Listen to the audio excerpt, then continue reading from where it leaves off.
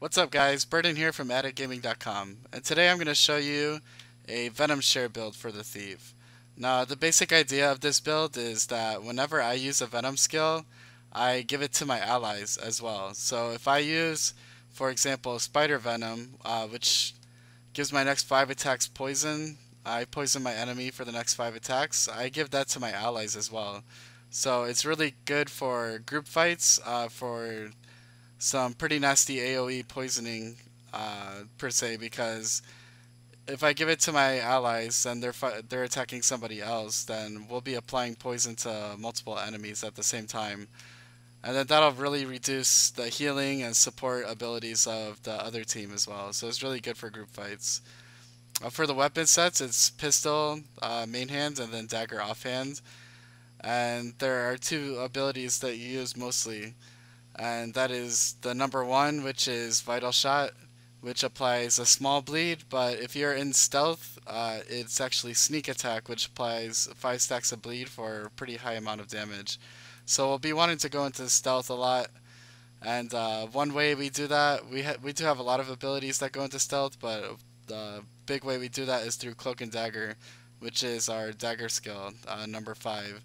And whenever we hit someone with Cloak and Dagger, we go into stealth, and then we can use the sneak attack after that and apply heavy bleeding to our enemy.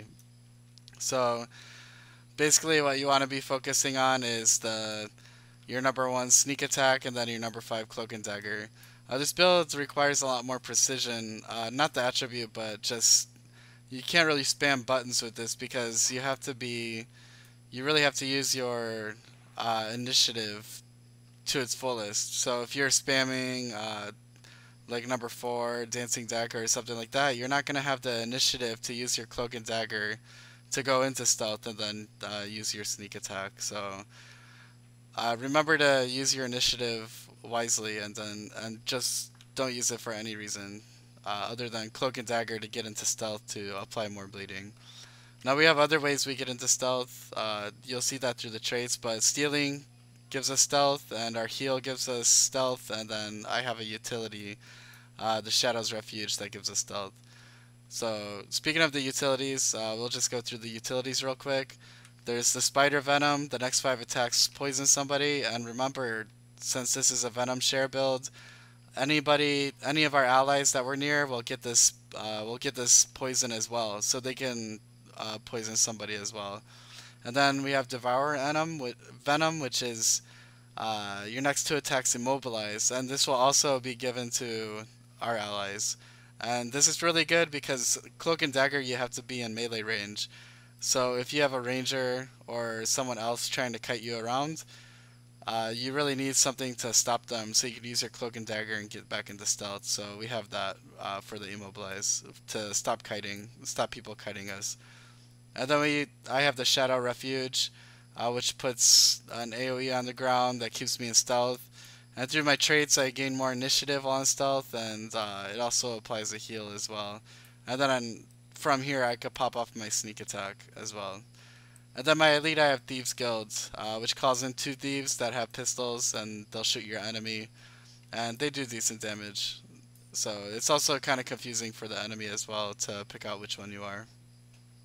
For the traits, I have 20 in Deadly Arts. The first minor trait is Serpent's Touch. Stealing applies poison for 10 seconds. Then we have Mug, deal damage when stealing. Lotus Poison, weaken targets for 3 seconds whenever you poison them. Quick Venoms, Venom skills recharge 20% faster. For Shadow Arts, Last Refuge, use Blinding Powder when your health reaches 25%. That will blind nearby enemies and it will put us into stealth, also giving us another opportunity to use our sneak attack. And then the first major trait is Infusion of Shadow. Gain 2 initiative when using a skill that stealths you. So when we use Cloak of Dagger, we actually get 2 initiative back, so we can use it more often. Meld with the Shadows. Stealth skills last 1 second longer. Leeching Venom. Steal health when triggering a Venom. This can only occur once per strike. Hidden Assassin, gain might for 15 seconds when you go into stealth. And Venomous Aura. This is the trait that the build kind of revolves around. When you use a Venom skill, you apply the effects to all nearby allies as well. So you can, I'm telling you, in group fights, it's really like a 4 versus 4, and you're using your Venoms and applying it to your teammates, and then all of a sudden their whole team is poisoned. It really lowers the healing and the support skills that they're getting from their team as well. Trickery, I have 20.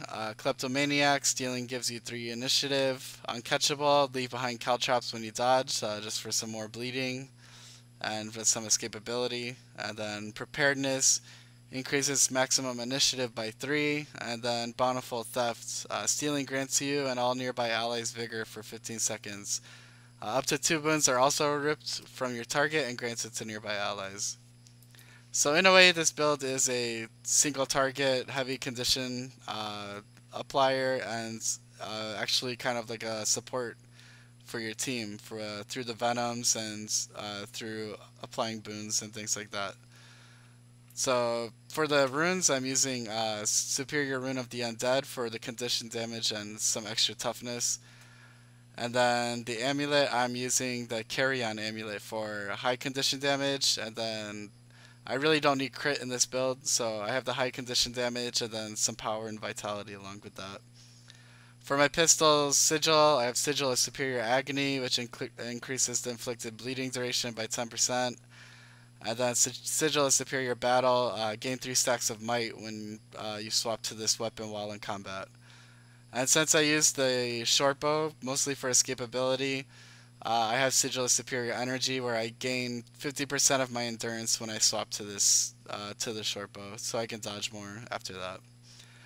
Anyway, I hope you enjoyed this video and you try out this build. There are a few variations to this build, but for me, this is what I've kind of settled with so far.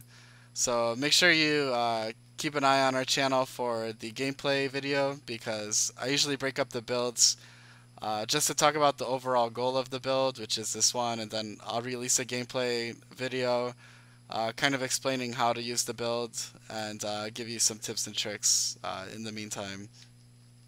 Anyway, make sure you subscribe for our future content, and give us a like and a favorite. If you have any comments or questions, make sure you leave one below and I'll try to get back to you. And check out our site at addictgaming.com and check out our content over there. This has been Brendan from addictgaming.com. And remember, video game addiction is a good thing, so keep on gaming. But if you really like support classes and that kind of idea, then I think you'll really like this build. I'm going to go through the traits and everything real quick, but if you want a more in-depth look at the builds, check out my site at addictgaming.com.